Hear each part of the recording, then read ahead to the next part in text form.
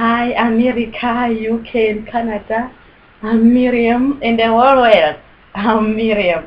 I come from Southern Africa. For now, I'm staying in South Africa, but I come from Zimbabwe. I have 3 kids and I'm married. Miriam, I've known you for 2 years now, Yes. and we've been friends, and you've helped me in my house. Thank you. And I know your little daughter, who's a year old. Yeah. You came from Zimbabwe to South Africa. Yes. Why did you do that? Oh, there was war in that time in Zimbabwe.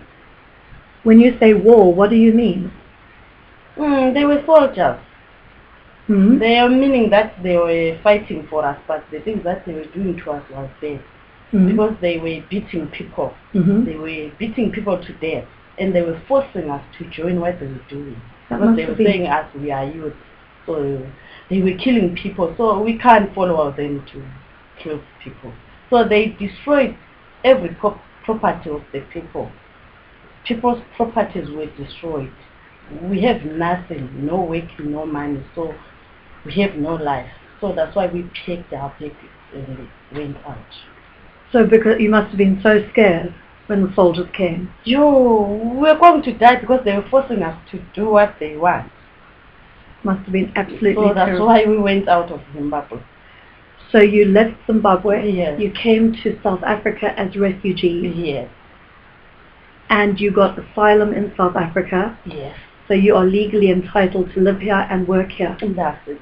Are things better for you here? No better. No, nothing better.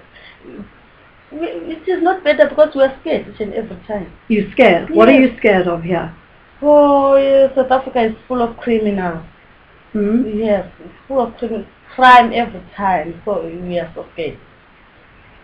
I know you have been affected by crime directly. Yes. Your sister Asa was beaten and her cell phone was stolen Yes. not so long ago. Yes.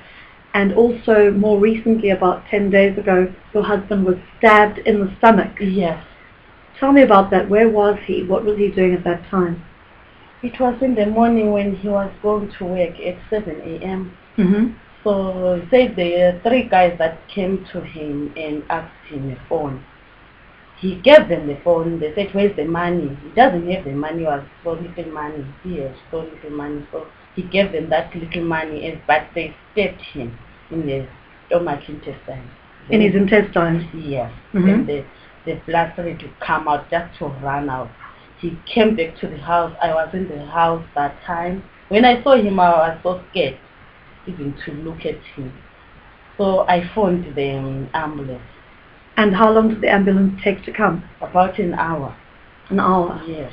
It's a long time when it's somebody's a long bleeding. time. It's a long time. We were scared. Were you afraid he would die? It was bad.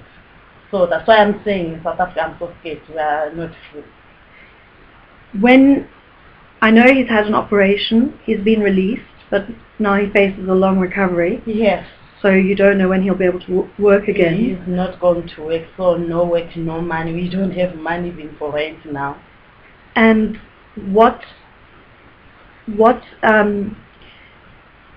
has the police done about the stabbing? Nothing. Nothing? Yes, we called them, but they said nothing we can do for you because, guys, we don't know these people that did this big thing, so we don't know them, so nothing we can do for you. So it's the normal in South Africa, the problem we have, the police don't do anything, Yes, the criminals can do what they want. Yes. Exactly.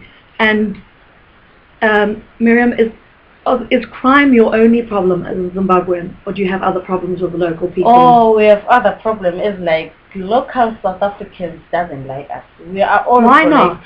Oh, I don't know. We are all black people here. South Africans and Zimbabweans are the same.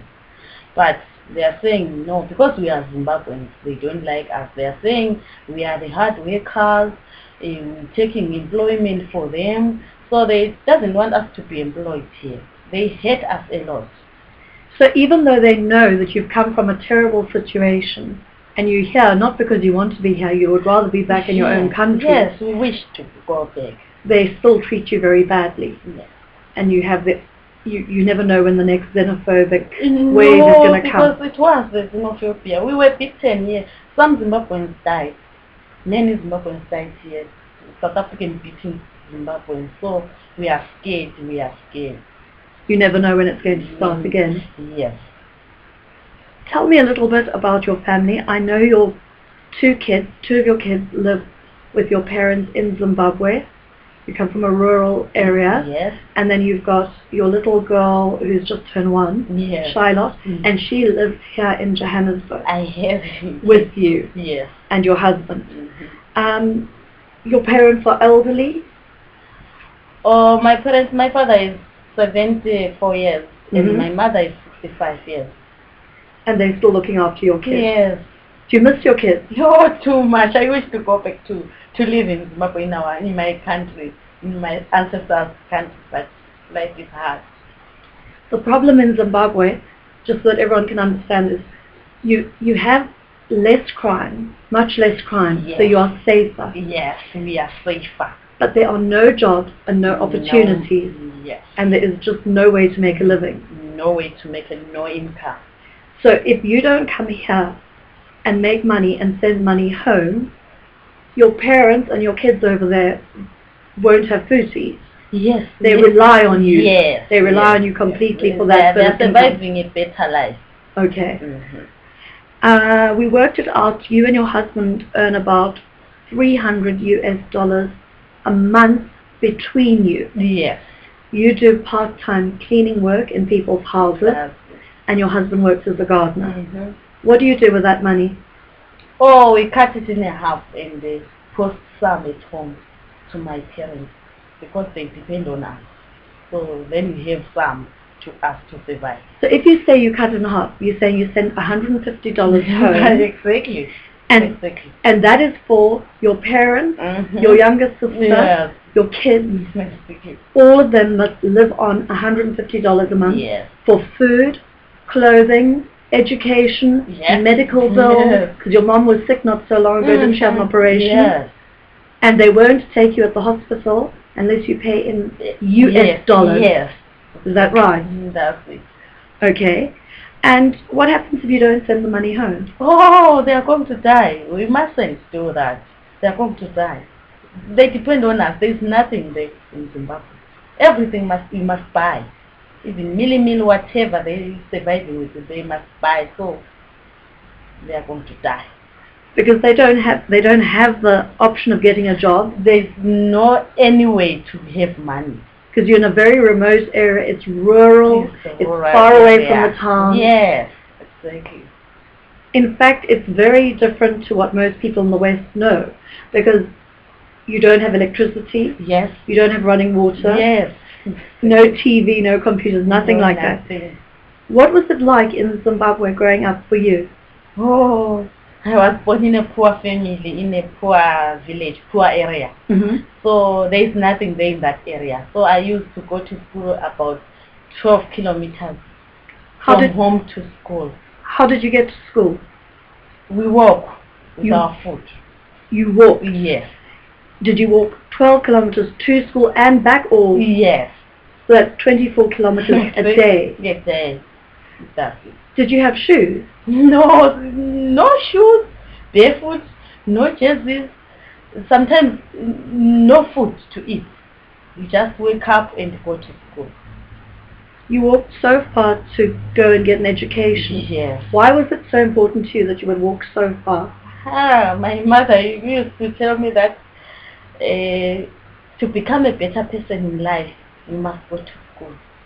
So I took that as like a serious thing to me. I told myself that I want to change my life to be a better person. So when I grew up, I saw a better person as the teacher. The teacher, I saw him as a better. So I wish to be like a teacher. So I went to school in that motion that I want to change my life. I want to be like a teacher. So that's why I like school too much. Okay. And when you say a better person, what you mean is your teachers had clothing, they were nicely dressed. Nice, a tie, they had shirts. Yeah. They had food.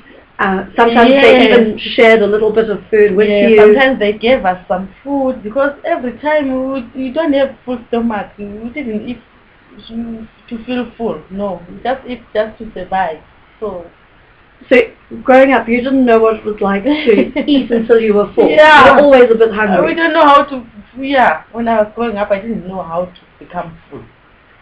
You never had enough food to eat. It was so painful. And you had to walk so far. Oh, and we walk so far. As we come back at home, we must go to fetch water. To fetch water and come back. It was about 5 kilometers from home to fetch water. Then we must go and fetch water with 20 liters buckets of water. 20 liters? Yes. How old were you when you had to walk? I was 9. 9 years old? Yes. You came back from school and you had to walk 5 kilometers. Not only that. When we come back to fetch water, we go back to find firewood. Firewood too? To make fire to cook. So it was hard just like that. And the kids had to do this because your parents had been working all day in the field. Yeah, we must do it because my mother is so tired, so we must help her. That's why we were doing that, to help my mother. Because people don't understand, for her to have to water those crops meant she had to go and get water from far away and carry them back in a bucket and water the crops by hand. Exactly. And make sure no wild animals came or anything like that. So it's very, very hard work. How old were you the first time you saw a tap and running water and electricity? Oh, I was 16. Yeah, I was 16. 16 years old. I remember when my auntie came at home to fetch us to visit in town. That's where I saw many things. I saw life is like this. Because like I used to go to the bush, but that time I saw that there's a toilet.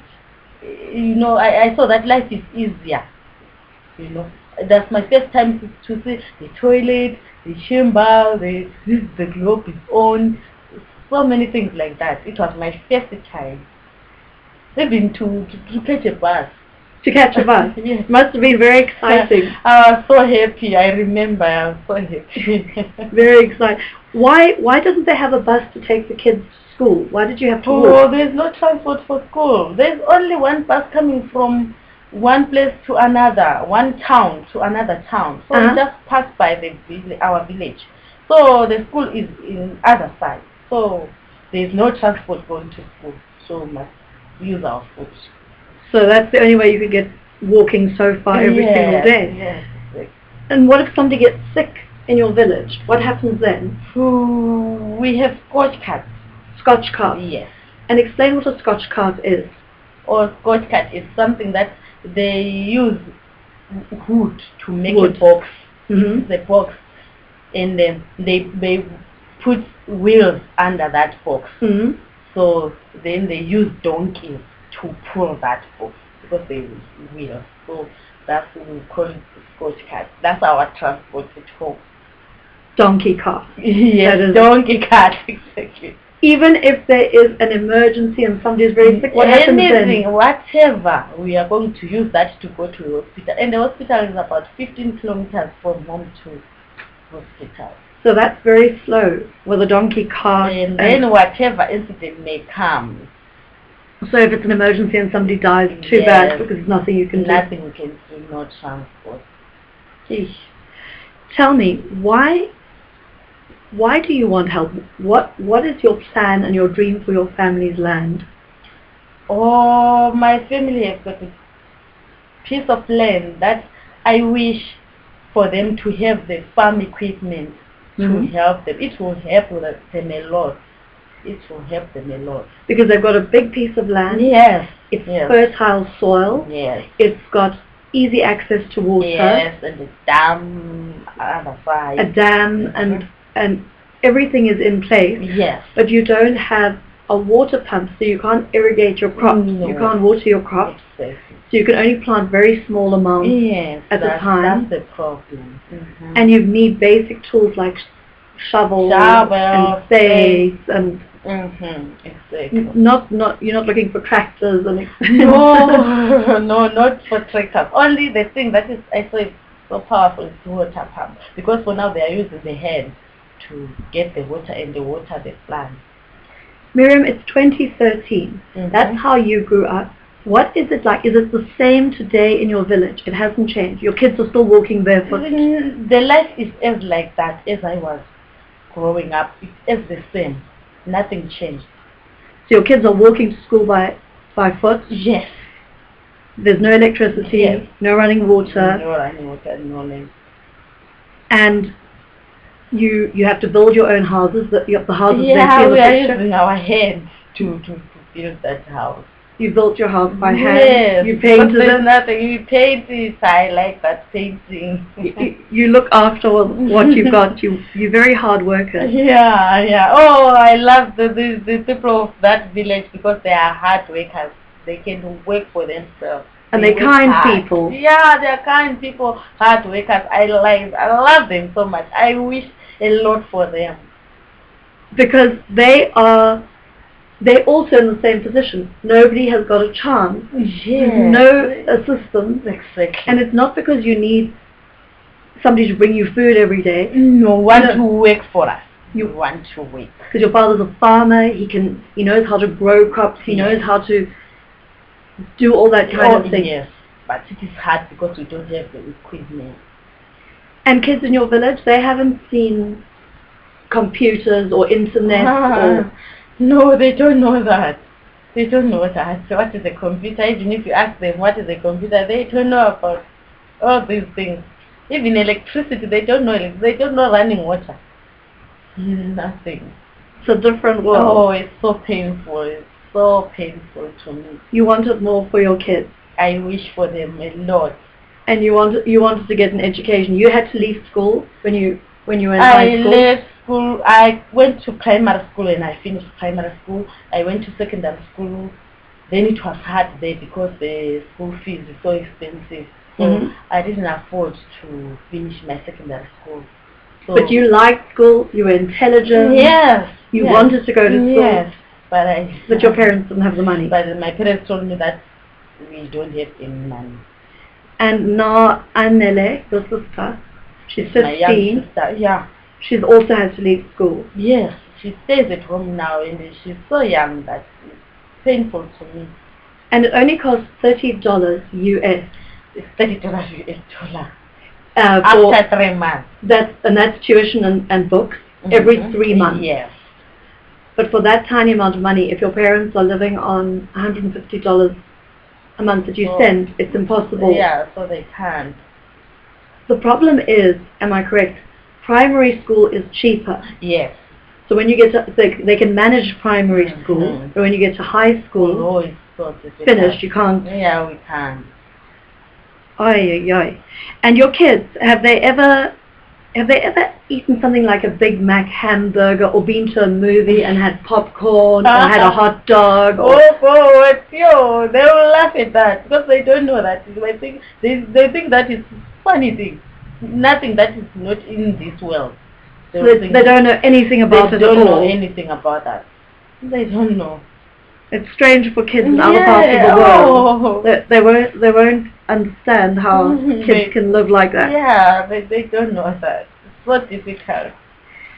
And your family, like we said before, you have a piece of land, you want to farm it, you need seeds to grow, you need basic equipment like shovels and wheelbarrows, that kind of thing. You need a water pump. Solar panels would mean that you could have some electricity for cooking and things like that. Make a big difference to your family. How can people help you to bring this dream to your family? Oh, people of God, if they donate with donations, if we donate, people of God, we will change our lives. Please help us to help ourselves, because I wish a lot to my family and to that village I came from. I wish to change all of them to have a better future.